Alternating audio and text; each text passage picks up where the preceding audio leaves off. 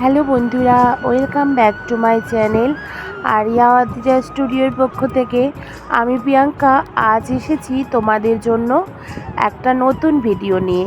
তো তোমরা কেমন আছো? আশা করছি অনেক ভালো আছো, অনেক সুস্থ আছো।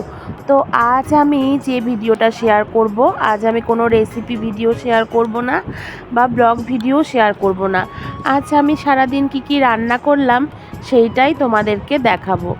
তো প্রথমে দেখো, আজকে আমি ভাত বসিয়েছিলাম, তারপরে সকালের ব্রেকফাস্টটা শেয়ার করলাম না, ডাইরেক্ট রান্নার থেকেই চলে এলাম।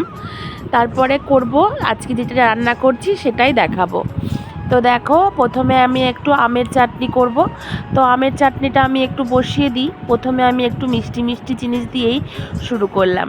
তো আমের চাটনিটা আমি দেখো কয়েকটা আম রিং পিস করেছি আর কয়েকটা আম লম্বা লম্বা করে কেটেছি।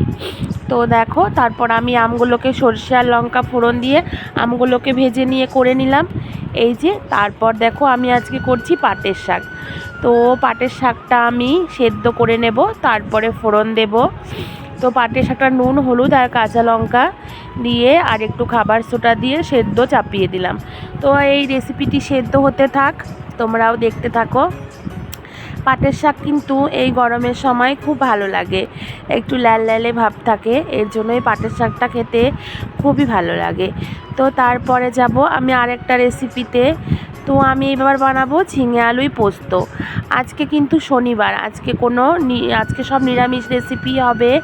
আজকে কোনো পেঁয়াজ রসুন ব্যবহার করব না, আজ শনিবারের দিন আমরা নিরামিষ করি, তাই সব নিরামিষ রেসিপি। তো আমি এইবার বানাবো সেটা হচ্ছে ঝিঙে আলুই পোস্ত। তো জিরে ফোড়ন দিয়ে ঝিঙে আর আলুগুলোকে প্রথমে ভেজে নিচ্ছি, তারপরে সেদ্ধ হয়ে গেলে পোস্তটা দিয়ে নামিয়ে নেব। তো আমি এটা লাল লাল করে ভেজে নেব। আমি পোস্ততে কোনো হলুদ অ্যাড করি না, তবুও ভাজতে ভাজতে যেরকম লাল হয় সেইটাতেই হয়ে যাবে। আজকে সম্পূর্ণ নিরামিষ রান্না। তো পোস্তটা সেরে আমি আর একটা রেসিপি করব, সেইটা হচ্ছে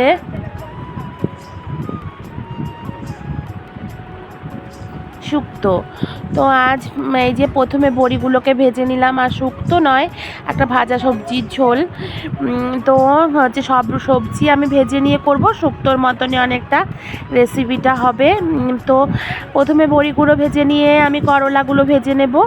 এই যে দেখো, করলাগুলোকে ভেজে নেওয়া হয়ে গেছে, তারপরে আমি পটলগুলো ভেজে নেব। সবই সবজি আমি অল্প অল্প করে দিয়েছি, নইলে তো অনেকটা হয়ে যাবে। তো দেখো, পটলগুলো ভেজে নিচ্ছি। তো পটলগুলো একটু বেশি করে ভাজবো, কারণ পটলটা ভেতরে কাঁচা কাঁচা থাকে। তো তারপরে সমস্ত রকম সবজি একসঙ্গেই দিয়ে দিলাম। এখানে আছে আলু, কাঁচকলা আর হচ্ছে গাজর আর বটবডি।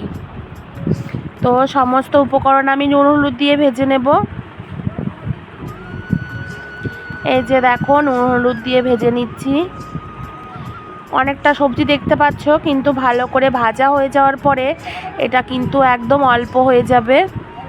এই দেখো, একদম লাল লাল করে ভেজে নিয়েছি, দেখতে পাচ্ছ তোমরা কেমন ভাজা হয়েছে দেখো। আর তারপরে রেসিপিটি আমি চাপিয়ে দেব। এই দেখো, তেল ফোড়ন দিয়ে, অনেকটা তেল দিয়ে ভাজা ছিল বলে অল্প তেল দিয়ে আমি তরকারিটা করব। এখানে গোটা জিরে আর তেজপাতা ফোড়ন দিয়েছি, তারপরে আদা জিরে বেটে রেখেছিলাম, আর যে কিছুটা পোস্ত দিয়ে দিলাম। আদা জিরে লঙ্কা বেটে রেখেছিলাম সেইটা দিয়ে দিলাম। হলুদ গুঁড়ো, ধনে গুঁড়ো, জিরে গুঁড়ো দিয়েছি, দিয়ে ভেজে রাখা সবজিগুলোও দিয়ে দেব, দিয়ে কষে নিয়ে জল ঢেলে দেব। আর নামানোর আগে যে বড়িটা ভেজে রেখেছিলাম সেইটা, আর ভাজা জিরের গুঁড়ো করে রেখেছি সেই ভাজা মশলাটাও দিয়ে দেব। তো রেসিপিটা হতে থাক।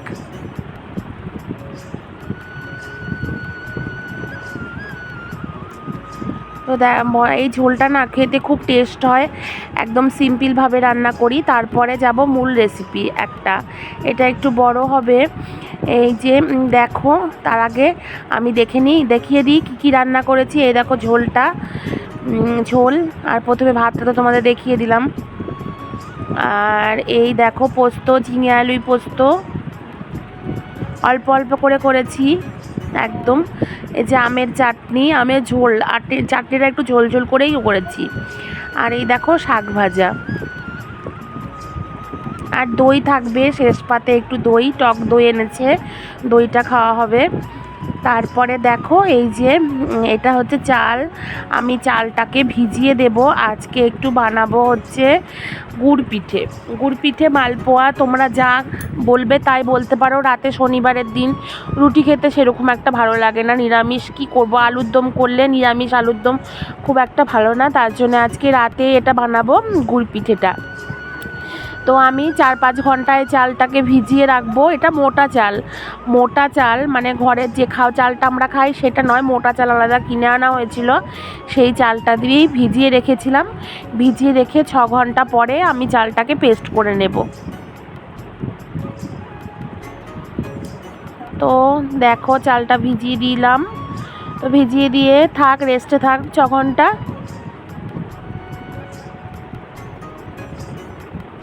তো 6 ঘন্টা পরে আমি ফিরে এলাম। এই দেখো চালটা একদম ভিজে একদম বড় বড় হয়ে গেছে, দেখো প্রায় সিদ্ধ ভাতের মতন হয়ে গেছে। 6 ঘন্টা ভিজছিল বলে কথা, তার জন্যই। তারপরে আমি এটা আবার মিক্সিতে পেস্ট করে নেব।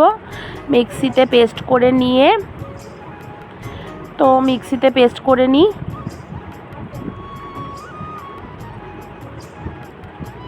আর তোমাদের সবাইকে অনুরোধ রইল ভিডিওটা একটু ফুল ওয়াচ করো, আর কেউ স্কিপ করো না, স্কিপ করলে তোমরা বুঝতে পারবে না আজ আমি কি কি রান্না করলাম আর কি কি করলাম। তো দেখো তারপরে পেস্ট হয়ে গেছে। তো তারপরে সেই যে আমি পেস্টটা করে রেখেছিলাম তাতে আমি অনেকটা কালো জিরে দিয়ে দিলাম, আর দিলাম গোটা মৌরি। তো দেখো কেমন হয়েছে, পেস্টটা কিন্তু একদম স্মুথ হয়েছে। তারপরে লবণ দিয়ে দিলাম। এবার দেব হচ্ছে গুড়, আখের গুড়। এই আখের গুড়টা দিয়ে আমি এবার সব ব্যাটারটাকে তৈরি করে নেব।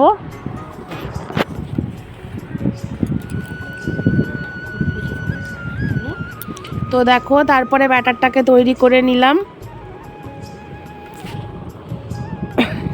আগে মাখিয়ে নিই, তারপরে রেডি করে তোমাদের সামনে দেখাবো আবার।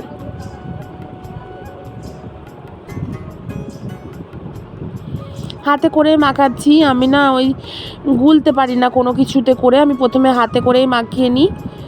হাতে করে মাখালে আমার মনে হয় কি সব থেকে ভালো পারফেক্ট হয়।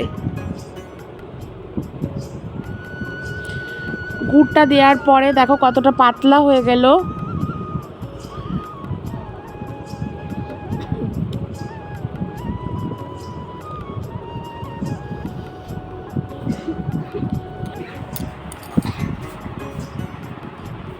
আমি হাতে করে যে এই গুড়গুলো মানে দলা বেঁধেছিল সেগুলো আমি একদম হাতে করে ফাটিয়ে নিচ্ছি।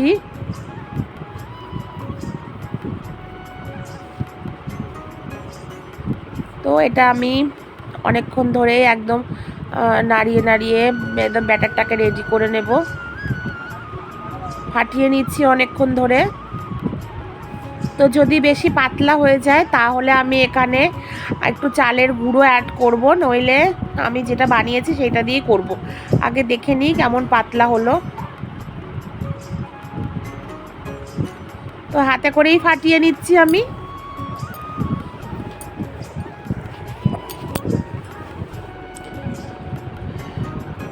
গুড়গুলো দেখেছো তো একদম কি বলবো, দলা দলা বেঁধে আছে।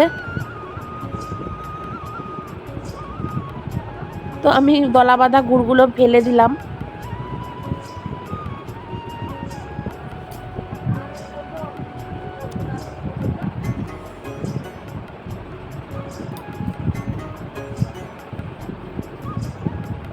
এরপরে অনেকটা পাতলা হয়ে গেছিলো, পাতলা হয়ে যাওয়ার জন্য আমি এখানে একটু চালের গুঁড়ো অ্যাড করে দিলাম।